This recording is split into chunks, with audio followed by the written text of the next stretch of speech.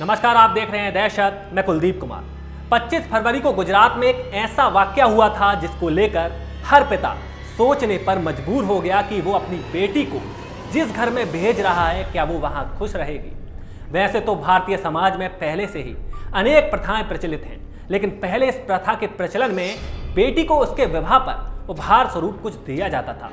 समय के साथ साथ इस प्रथा को दहेज प्रथा कहा जाने लगा। आज यही दहेज प्रथा एक बुराई का रूप धारण करती जा रही है। दहेज के अभाव में योग्य कन्याएं अयोग्य वरों को सौंप दी जाती हैं। ऐसी स्थिति में पारिवारिक जीवन सुखद नहीं बन पाता। ज्यादातर गरीब परिवार की बेटियां विवाह से वंचित रह जाती हैं, क्योंकि समाज के दहेज लोभी व्यक्ति उसी लड़की से विवाह करना पसंद करते हैं जो अधिक दहेज लेकर आती है। एक ऐसे ही दहेज लोभी की वजह से देश की एक बेटी आयशा ने 25 फरवरी को साबरमती नदी में कूदकर आत्महत्या कर ली थी, जिसके बाद पुलिस ने आयशा के पति आरिफ खान को राजस्थान के पाली से गिरफ्तार कर लिया।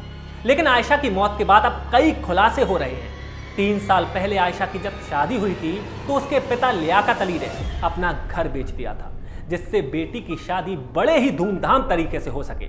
लेकिन आयशा के पति आरिफ का मन इससे भी व्यथित नहीं हुआ और वो हमेशा आयशा और उसके परिवार से दहेज की मांग करता और आयशा को रुपए लाने के लिए कहता था।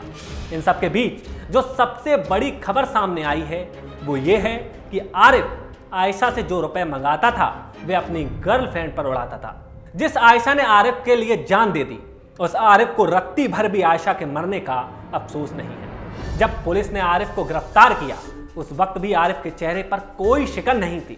उसे देखकर मानो ऐसा लग रहा था कि वो इसी इंतजार में था कि कब आयशा उसकी जिंदगी से निकले और वो अपनी नई जिंदगी शुरू कर सके। दरअसल आरिफ ने आयशा से शादी जरूर की थी, लेकिन उसका अफेयर राजस्थान की ही एक लड़की से चल रहा था। आरिफ आयशा के सामने ही अपनी गर्लफ्रेंड से वीडियो कॉल पर बात करता था और जो पैसे दहेज के नाम पर वो आयशा के परिवार से लेता था वो अपनी प्रेमिका पर लौटाता था।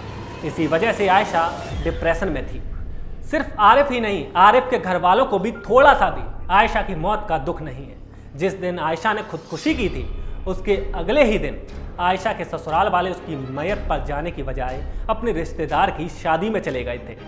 शादी में बाकी लोग आयशा की मौत पर अफसोस और उसके ससुराल वालों की मौजूदगी पर हैरानी जता रहे थे। ऐसे में आरिफ के परिवार को बीच में ही शादी छोड़कर निकलना पड़ा।